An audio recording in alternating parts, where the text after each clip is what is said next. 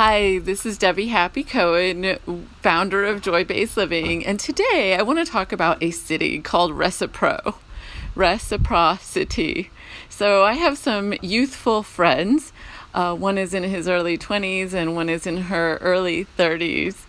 And she asked me recently, it seems like you have a lot of healthy relationships. And, because she had a lot of drama stories when I saw her. A lot of stories where she had to keep saying to herself, no, I'm not putting up with this person anymore, and leaving relationships. So she said, what do you do? And I picked up one of my blocks from the Joy-Based Living Building Block Village, which I had written for the other person in his early 20s, because he had a similar question.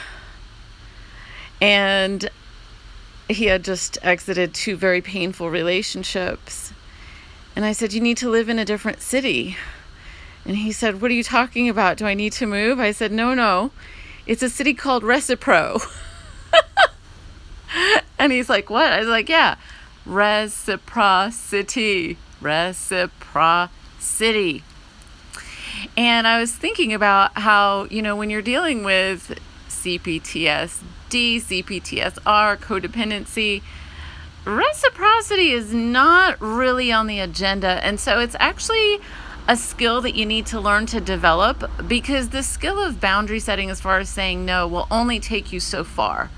You've got to develop skills around being able to receive praise, possibility, and people actually listening to you. And as I said that, there's like some big machinery going on there in the background.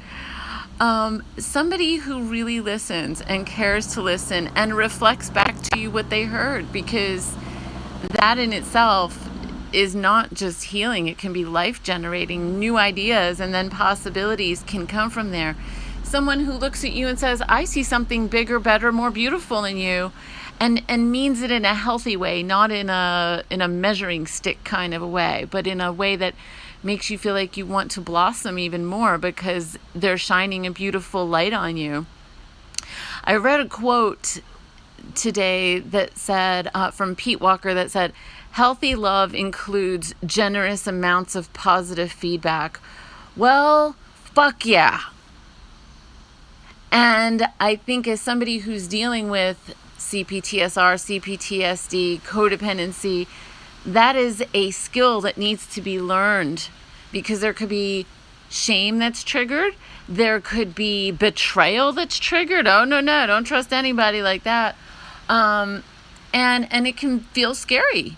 It can also bring up emotional flashbacks of neglect, of not having that.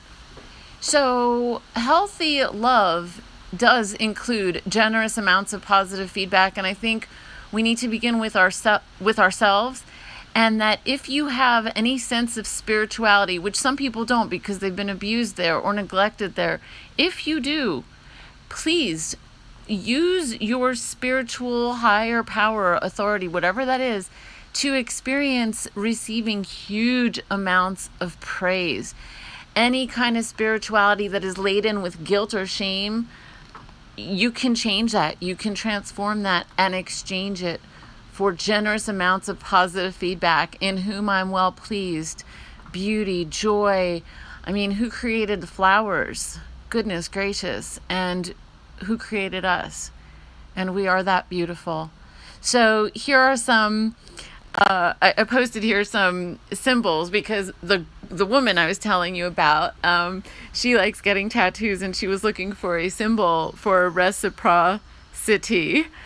So we did some searching and found these, and there were other ones that were more like kind of cold and corporate, and so I didn't include those here. I included the ones that touched my heart.